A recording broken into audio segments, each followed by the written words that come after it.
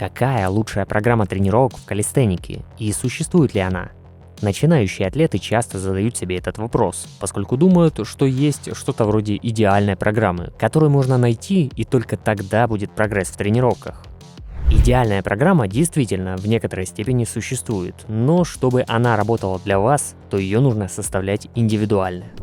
Разберем 4 типа тренировочных планов, на основе которых вы сможете составить собственную программу тренировок. Каждый атлет является уникальным, и вы имеете разные цели. Хорошая тренировочная рутина должна быть разделена на разные уровни сложности и адаптирована под ваши особенности. Вы не можете просто взять и скопировать программу другого человека и ожидать таких же результатов. Даже лучшая программа, которая уже работает на вас, она тоже должна время от времени меняться, и организм через некоторое время адаптируется, и вам, соответственно, нужно что-то поменять, чтобы задать новый тренировочный стимул и получить лучший результат.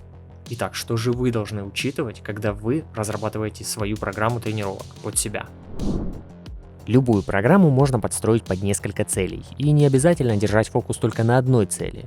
Но если вы сфокусируетесь на одной конкретной цели, то вы будете прогрессировать быстрее и получите максимальную отдачу. Начнем с первой цели – тренировки на увеличение максимальной силы. Тренироваться таким образом означает растить силу и не наращивать мышечную массу. И это подойдет для тех, кто хочет остаться в текущем весе, то есть не менять вес тела. Этот тип тренировок требует высокой умственной концентрации, полностью восстановленного тела после прошлой тренировки. Так как здесь высокая интенсивность нагрузок, это означает, что вам необходимо избегать тренировок до отказа и придерживаться длительного времени отдыха. Старайтесь оставаться на уровне около 80% от вашего максимального веса в упражнениях.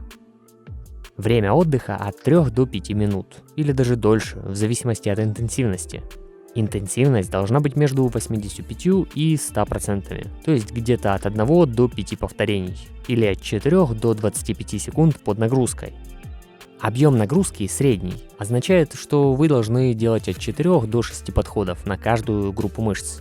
Вам необходимо сосредоточиться на своей основной цели в первую очередь, но также дополнять тренировку и другими упражнениями, направленной на ту же группу мышц. Высокая частота означает, что вы должны тренироваться как можно чаще, чтобы стимулировать мозг к выполнению конкретных упражнений, например, подтягивания или отжимания. Но вы должны стараться хорошо восстанавливаться каждый раз, когда вы приходите на новую тренировку. Поэтому время отдыха должно быть достаточным между двумя соседними тренировками. Для кого-то достаточно 1 день, для кого-то 2 или 3 дня отдыха. Зависит это от того, насколько вы истощены. А вы будете менее истощены, когда не тренируетесь до отказа. Оставляйте запас сил в подходах.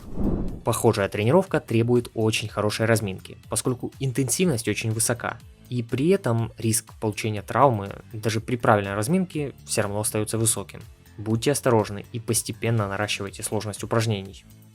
А если вы хотите обсудить и решить свой вопрос по тренировкам, то я предложу вам присоединиться в наш чат атлетов между несколькими тысячами спортсменов в телеграм-канале. Там же вы найдете мои статьи с разбором полезных тем в тренировках и различные дополнения к видео. Все ссылки в закрепленном комментарии или жмите на кнопку в углу экрана. Вторая цель, которая может быть в тренировках, это наращивание мышечной массы, также известная как гипертрофия мышц. Такая тренировка – это другой способ адаптации тела, и у вас увеличивается и сила, и вы позволяете мышечной массе расти.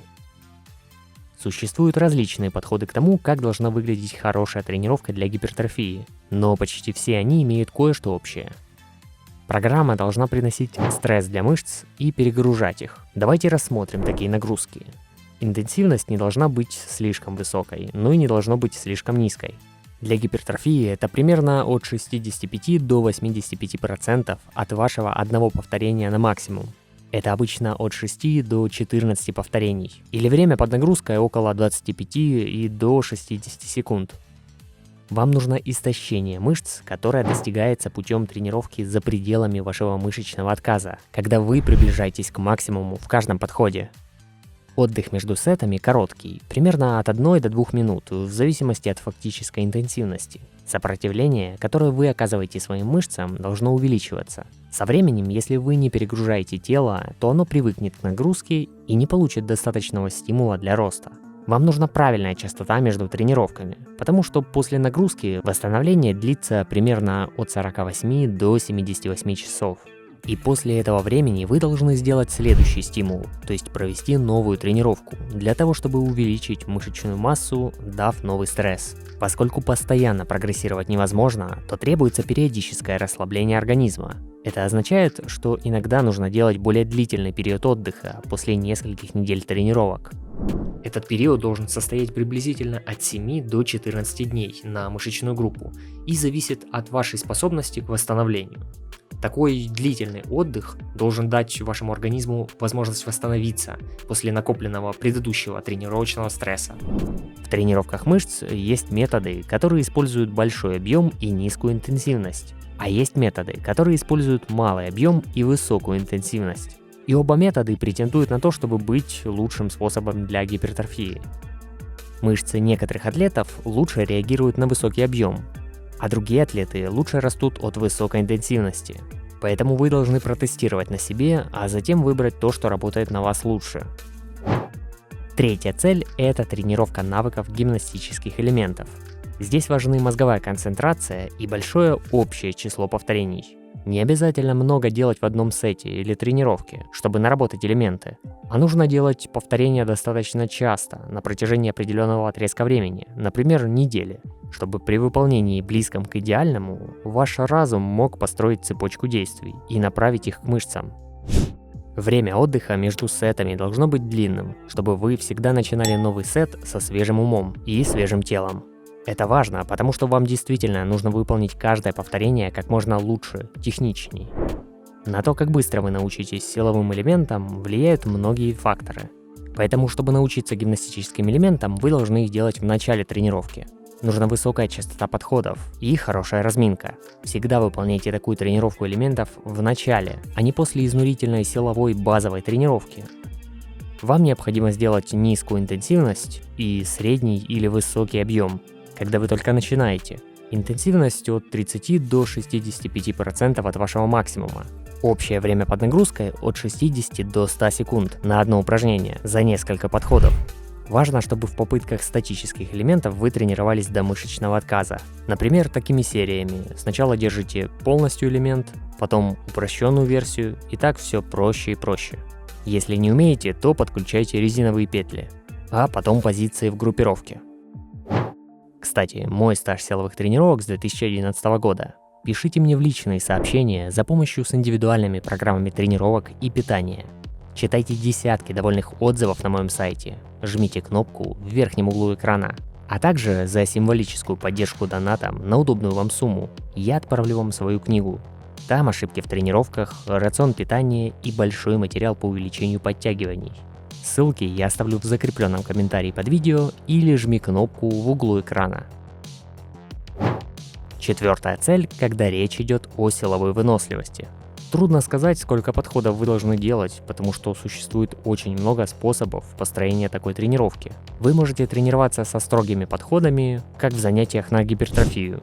А также вы можете работать со схемой тренировок, в которой вы делаете больше циклов с различными упражнениями друг за другом, по кругу. Диапазон повторений здесь примерно от 15 до 20. Мы работаем на выносливость. Важным является время отдыха. И здесь есть два подхода. Кто-то тренируется с коротким отдыхом до 60 секунд между подходами. А кто-то делает наоборот и отдыхает дольше между подходами, 3-5 минут, и в каждом выкладывается на максимум. Я ориентируюсь на более длинный отдых. Между разными тренировками вы создаете высокий стресс для мышц, и вам нужно определенное время на восстановление. Нужно примерно от 24 до 48 часов для полного восстановления. Но со временем нужно делать более длительные перерывы, потому что сухожилие и нервная система восстанавливается дольше. Как вы можете видеть, что каждая цель имеет разные способы тренировок, как я и говорил ранее. Это не означает, что вы не можете работать над несколькими целями одновременно, но слишком много разных целей, тренируя параллельно, приведет к отсутствию прогресса или его замедлению. Вы также должны учитывать, что некоторые цели могут объединяться, а другие будут противоположны и несовместимы друг с другом. Например, если вы тренируетесь на гипертрофию, то вы также можете добавить тренировку на максимальную силу. А вот тренироваться одновременно на гипертрофию и на силовую выносливость уже сложно, так как это противоположное направление. Также можно сочетать тренировки на максимальную силу и на тренировку навыков, гимнастических элементов. А вот тренировка на гипертрофию не очень сочетается с тренировками элементов. Вам будет трудно одновременно и наращивать мышцы, добавляя вес тела, и тренировать гимнастические элементы. Вы должны поставить ваш фокус на главной цели. Но все еще возможно одновременно тренировать и другую цель параллельно, до определенного уровня подготовки. По сути, не существует единой идеальной рутины для всех тренировочных целей. И чтобы объяснить прям все возможные примеры в деталях в этом видео. А какой тренировочной цели придерживаетесь вы? И если у вас возникли дополнительные вопросы, то не стесняйтесь их оставлять в комментариях.